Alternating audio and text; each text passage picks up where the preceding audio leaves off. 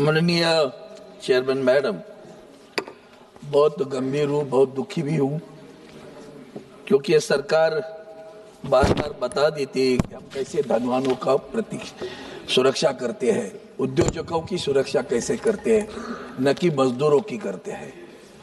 मुझे बहुत दुख है कि मैं जब मंत्री था तभी भी ये लाने की कोशिश हुई थी।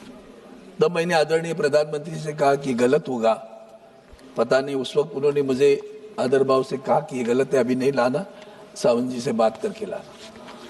अब फिर भी जैसे मैंने दे दिया वापस आ गया। और आज इसमें जो भी प्रावधान है वो इतने डेंजरस है कि आगे चलकर ये जो तीनों कानून आप रिपील कर रहे हो ना, trade union act, industrial employment standing orders act 1946, trade union act 1926, the industrial dispute act 1947, the industrial relation code 2000। इसमें से क्या परिणाम हुआ है कभी आपने देखा है कि नहीं? मुझे मनसुख मांडविया मेरे मित्र हैं, मैं बहुत व्यथित अंतकरण से बोल रहा हूँ, क्योंकि मैं भारतीय कामगार सेना का अध्यक्ष हूँ। वंदनीय शिवसेना प्रमुख बाला साहब ठाकरे जी ने इसका निर्माण किया कि लोगों को रोजगार मिले, नौकरियां मिले, और आगे चलकर आदरणीय उद्धव जी ठाकरे साहब ने उसको इतना प्रभावित किया कि सबको सुरक्षा मिले। आपने दोनों भी हटा दी। नौकरी मिलना तो मतलब आज आप देखोगे पब्लिक सेक्टर, आप देखिए हमारी गवर्नमेंट और पब्लिक सेक्टर में नौकरियां होती थी, छाती पे हाथ रख के कह सकते बैंकों में नौकरी बढ़ गई, इंश्योरेंस में नौकरियां बढ़ गई, टेलीकॉम में क्या अवस्था है, एमटेल जिंदा है कि मुर्दा है पता नहीं चल रहा है। जब 30,000 दो लोग वहां काम करते हैं, मैं खुद वहां नौकरी करता था, आज 400 लोग हैं उसमें मुंबई शहर में, सारा प्राइवेटाइजेशन, हर एक चीज कॉन्ट्रैक्ट पर।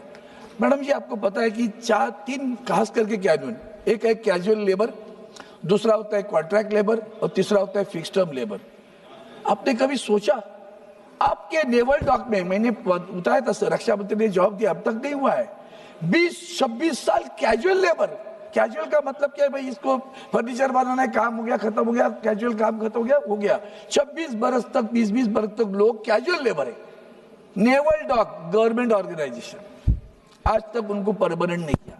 सबसे बड़ी दुख की बात यही है। कॉन्ट्रैक्ट लेबर, मैंने अभी एक एग्रीमेंट कर दी, तो एग्रीमेंट एक कंपनी का नाम है, उस कंपनी का 232 कर्मचारी है। मैंने पूछा कॉन्ट्रैक्ट कितना है? 2,500 कर्मचारी कॉन्ट्रैक्ट लेबर पे काम कर रहे हैं। उनके जीवन मान का, उनके भविष्य का कभी सोचा आपने? मैं एक सवाल पूछता हूँ, एक कॉन्ट्रैक्ट लेबर है, हो सकता है किसी अच्छे प्राइवेट सेक्टर में हो या आईटी सेक्टर में हो, उसको अच्छी तनख्वाह मिलती है, चलो 50,000 तनख्वाह मिलती है। वो बैंक में गया, कहा मुझे मकान लेना है, और मकान लेने के लिए उसने कर्जा मांगा। मैडम जी बैंक कहेगी दे देंगे, अच्छी तनख्वाह आपको। बाद में पूछेंगे आप परमानेंट हो, तो पूछेगा नहीं I am on contract, so will not get the loan. पक्का घर जिंदगी भर नहीं होगा, जिंदगी भर नहीं होगा। आज पता है आपको, इन्फोसिस, विप्रो, टीसीएस, अभी अमेजॉन, सभी ने कर्मचारियों को निकाला। क्या हुआ कभी सोचा उसका? कि जो कर्मचारी वहां काम करते थे और मतलब इंजीनियर्स थे, वो अच्छी नौकरी भी, अच्छी तनख्वाह मिल रही थी उनको। बहुत सारे लोगों के लव मैरिज हो गए, दोनों की तनख्वाह अच्छी है, मकान ले लिया, बड़े भर ले लिए, फ्लैट ले लिया, शादियां हुई। अब ऐसी परिस्थिति आई है, जो कुछ बचे उनको कहते हैं 50% तनख्वाह पे काम करो, और वो तनख्वाह लेकर अभी कर्जा कैसे वापस करेंगे? कभी सोचा उसका घर जो लिया है उसका लोन वापस करेंगे? आपने हर एक को असुरक्षित कर दिया। सबसे बड़ी बात है कि हक तो छीन लिया, असुरक्षित भी कर लिया। फिक्स टर्म पे क्या होता है पता है आपको मैडम? 2 बरस के लिए मैं नौकरी लग गया, मैसगांव नाम लेके गए, तो सरकारी उद्योगों की फिक्स टर्म पे लोग 7-7 बरस है, मतलब 7 टर्म हो गया, तब तो 14 बरस सर्विस हुई।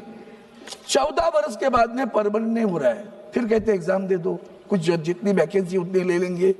उसके जीवन मान का कभी सो शादी नहीं कर पाता, क्योंकि परमानेंट जॉब नहीं है, पता नहीं कल को बोल देंगे बंद हो गया।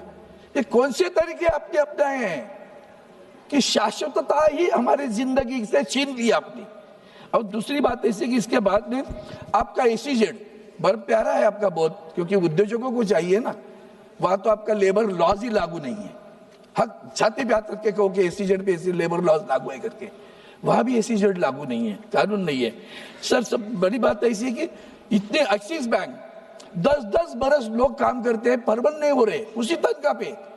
क्या ग्रोथ है? विकसित विकसित का मतलब विकास, तो विकास कैसे होगा? मेरी तनख्वाह 10 बरस उसी तनख्वाह पे काम करता हूं मैं, बढ़ने के लिए एग्रीमेंट नहीं, लेबर लॉज नहीं, ट्रेड यूनियन एक्ट से ट्रेड यूनियन नहीं बना सकते, यूनियन से निगोशिएट नहीं कर सकते। यूनियन बात कर रही गई तो कहते अब तो आप तो हमारे एम्प्लॉयज नहीं है, आप वेंडर से बात करो। वेंडर कहता मैं देने के लिए तैयार हूं, लेकिन मुझे बैंक नहीं देती है, क्या करे बताओ आप। और इसलिए मैं आपसे ये दूसरी भी बात करता हूँ, स्टाफ सिलेक्शन कमीशन, ये एक नौकरी देने वाला एक माध्यम है सरकारी।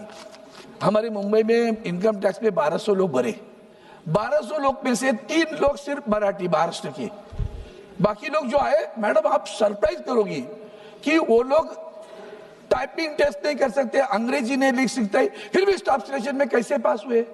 मैंने इंक्वायरी मांगी थी, आज तक आपने उनकी इंक्वायरी नहीं। कैसे? एक ही गांव से, एक ही जड़ से, कैसे 2 मिनट? यही तो तकलीफ है ना, इतना बड़ा गंभीर विषय है, कभी तो समय दे दो। 2 मिनट में खत्म कर दो। अभी और 2-3 मुद्दे रखता हूँ, मुद्दे ही रखता हूँ, ज्यादा नहीं।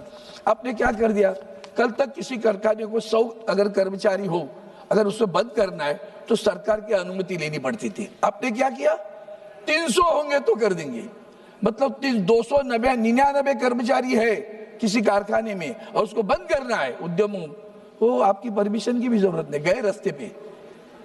कभी तो सोचो कि जेट एयरवेज के एम्प्लॉयज का क्या हुआ होगा, किंगफिशर के एम्प्लॉयज का क्या हुआ होगा, नोकिया के एम्प्लॉयज का क्या हुआ होगा, जो बंद हुई उनका क्या हो गया, 40 बरस के उम्र में उनको नौकरियां कहाँ लगेगी? आपने ECIC को प्राइवेट करने का सोचा है, ESIC को भी, वो एम्प्लॉय स्टेट इंश्योरेंस स्कीम के अंतर्गत प्राइवेट करोगे, कहां से तो पैसा देगा? एक दूसरी चीज है, 100 लोगों की 1-2 मिनट में कहता हूं, स्ट्राइक नोटिस देने के लिए भी आपने ये कर दिया कि नोटिस 60 दिन के पहले देनी है। अरे भैया ऐसे नहीं होता, जब जुल्म होता है तो रिएक्शन होती है।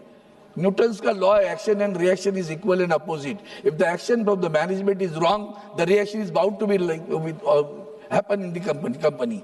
आपने नहीं सोचा ये, और इसलिए मैं आपसे इतना ही कहता हूँ कि ये रजिस्ट्रेशन ऑफ ट्रेड यूनियन, ये जो सारा OCS अपने ESIC का प्राइवेटाइजेशन करने का सोचा है, अगर सोचोगे तो मुझे लगता है ये जो कानून आपने लाया है पूरा, तो इसको रिपील मत करो, आपके कानून को रिपील करो। आपने जो लाया ना उस कानून को ही रिपील करो। हमारे जो पुराने हक दिए थे, हमारे कर्मचारियों का, मजदूरों का हक छीनने का जो कानून आप लाए हो, उसका मैं निषेध करता हूँ। और मैं चाहता हूँ सरकार अंतर्मुख होकर पुनः दोबारा सोचे, क्या नौकरियां उपलब्ध है? रोजगार शब्द प्रयोग करते हो आप लोग, रोजगार और नौकरी में फर्क तो शाश्वत होती है। शाश्वतता से अशाश्वतता में लेके जाने वाला आपका कानून, उसका मैं निषेध करता हूँ, मेरे विचार व्यक्त करता हूँ। धन्यवाद।